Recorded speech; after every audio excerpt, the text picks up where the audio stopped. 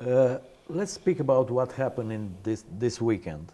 We have the Victory Day parade in Moscow, attended mostly by dictators, but also by some European Putin's friend, like Prime Minister Fico from Slovakia or President Vučić from Serbia. But Putin's speech, many analysts said it was softer than the last year. You know, the last year he scolded the Western elites and so on.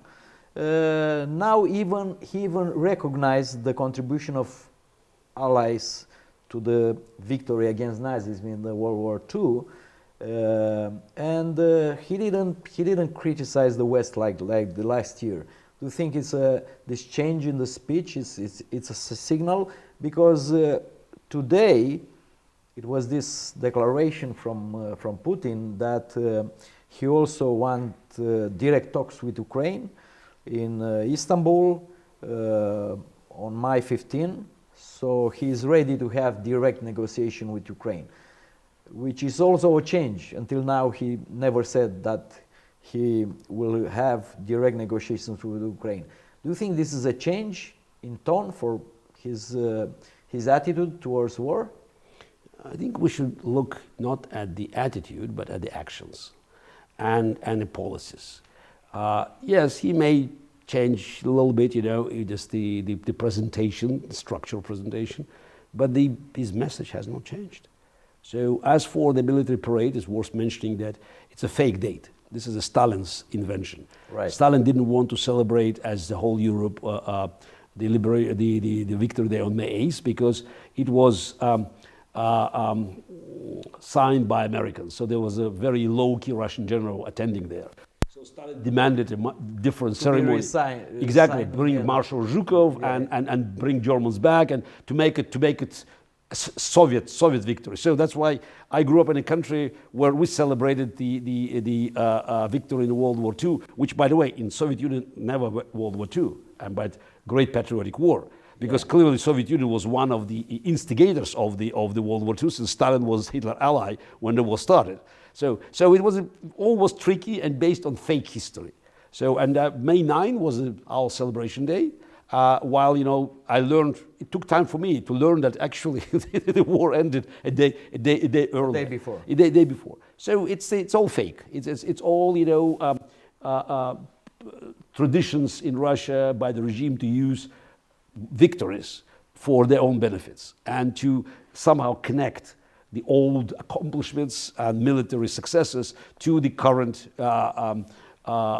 events. This time is connecting the World War II with war in Ukraine, where actually Russia reversed roles with Nazi Germany. Russia is conducting genocidal war, but Putin, and that's official policy of Russia, they are fighting Nazis in Ukraine and also in Europe.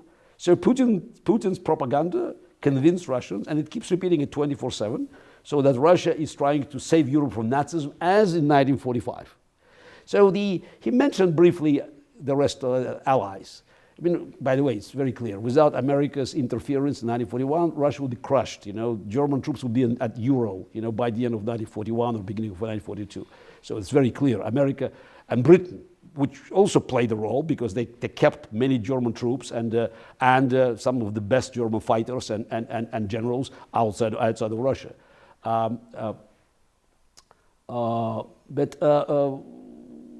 The message there, so it's I think it's Putin had to, you know, just as a KGB dictator, he has to use all means, and it's very clear he cannot achieve the victory on the battlefield in Ukraine. He tried just to take as much as he could. It doesn't work. He's now bombing Ukraine into submission. So that's a campaign of terror.